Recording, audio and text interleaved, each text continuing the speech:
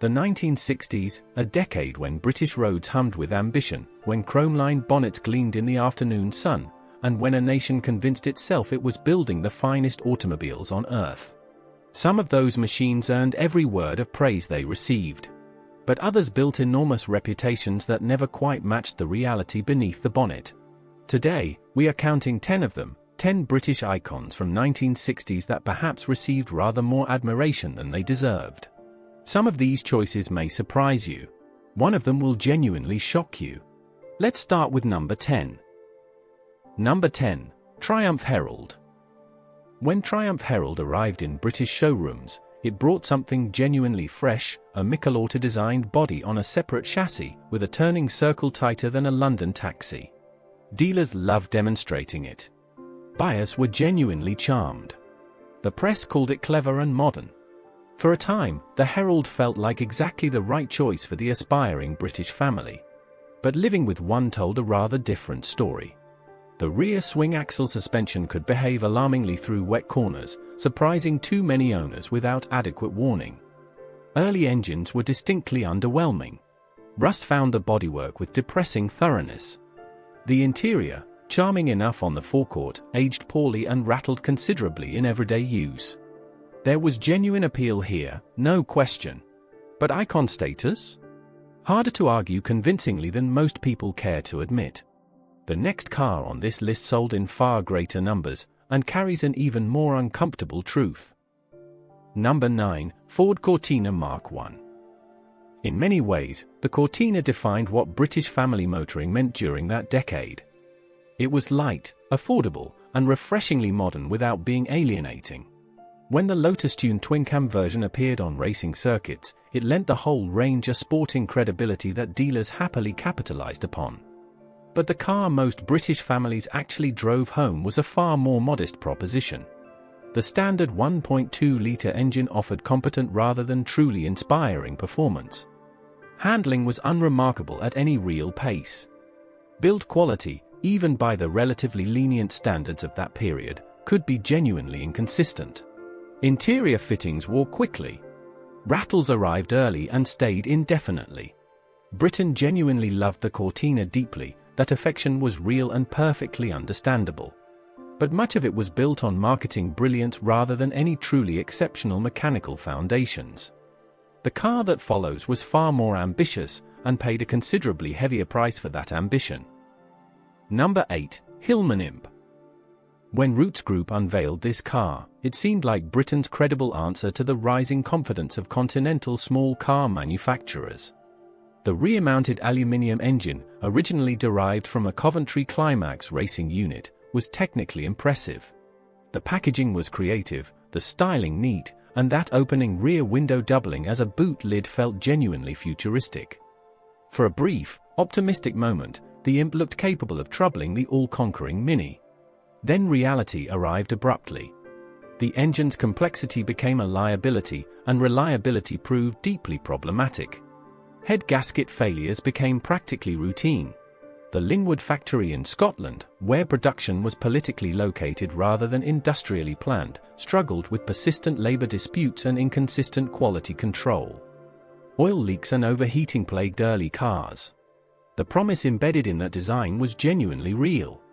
The execution, unfortunately, was genuinely very painful. What follows was prettier, more celebrated, and almost equally troubled beneath it all. Number 7. Triumph Spitfire. The Triumph Spitfire, built from 1962 to 1980, a remarkably long life for a small British sports car. The Spitfire arrived with clear intentions, open-top driving at an accessible price, styled by Michelotti, powered initially by a 1147cc engine producing around 63 brake horsepower. It looked precisely right for the role it was designed to fill. Many owners loved it completely, and their loyalty was not without genuine reason. But the engineering beneath that appealing body carried compromises that grew harder to ignore with time. The trailing arm rear suspension could turn genuinely treacherous at the limit, a fundamental problem Triumph acknowledged but never fully resolved during the car's entire production life. Motorway cruising felt breathless. Build quality was inconsistent. And the hood, evocative in sunshine, offered rain protection that required considerable optimism to appreciate. Charming in ways that genuinely endure. But perhaps loved rather more than its strict mechanical merits alone could justify. The car that follows aimed far higher and discovered the consequences. Number 6. Austin Healey Sprite Mark II. The original Frog Eye Sprite was an unquestioned charmer, quirky, completely honest, and utterly impossible to ignore. The Mark II that followed aimed to smooth those eccentric edges into something more conventionally attractive. Proper door handles appeared. Wind-up windows arrived. The nose was restyled, and those beloved bug-eye headlamps were gone, along with much of the personality that had defined the original. More refinement, certainly. But something genuinely important was lost in the process, that original spark that had made buyers smile before they'd even started the engine. Mechanically, the picture remained limited. The 948cc A-Series engine produced just 46 horsepower. Suspension was simple and unforgiving on rough roads. The hood leaked. The interior was sparse enough to prompt genuine reflection. Lovable? Without question. A significant step forward? Rather harder to argue convincingly. Coming up next, a car with considerably more power and considerably more complicated problems to match. Number 5. The MGB. Few British cars carry quite as much emotional weight as the MGB Roadster. Accessible, honest, and genuinely enjoyable, period road tests celebrated its smooth inline-four engine, its comfortable cruising manner, and its approachable driving character. For a generation of enthusiasts, it remains the definitive British open-top experience. But sentiment and engineering reality don't always share the same road. The B-Series engine produced just 95 brake horsepower in standard form, adequate rather than exhilarating. The gearbox was agricultural. Handling revealed its limitation sooner than the car's devoted reputation might suggest. And then came the rubber bumpers of the late 1970s, an aesthetic decision so deeply jarring it still provokes genuine distress among enthusiasts decades later.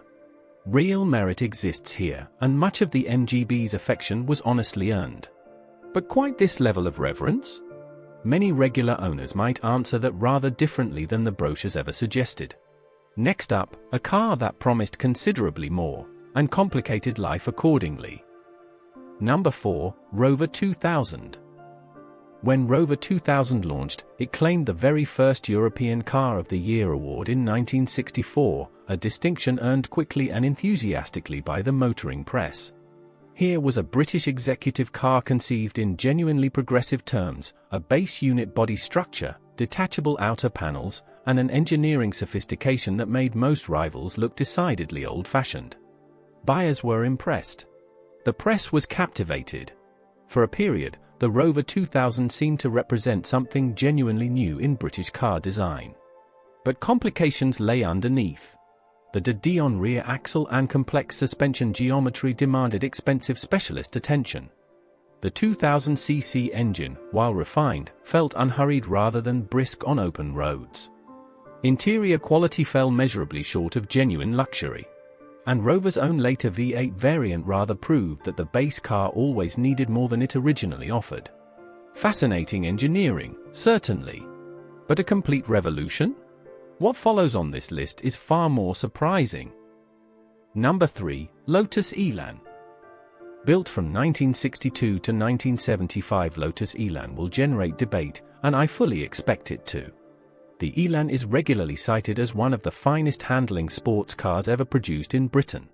Colin Chapman's radical weight reduction philosophy, a backbone chassis carrying a twin-cam Ford-based engine producing around 105 brake horsepower. Combined with a body weighing almost nothing, the driving experience was, by most credible accounts, genuinely exceptional. And yet, the Elan asked an enormous amount in return. The fiberglass body required specialist care that few ordinary garages could reliably provide. The electrical system, sourced from British component suppliers of the era, developed a reputation for unreliability that became almost legendary. Rust attacked the backbone chassis with cruel efficiency. Build quality could be genuinely distressing. Chapman's genius was unquestionable, but so was the Elan's remarkable talent for complicating everyday ownership. A driver's car of real brilliance. A dependable companion? Rarely. And number 2 will surprise you even more than this. Number 2, the Mini Cooper.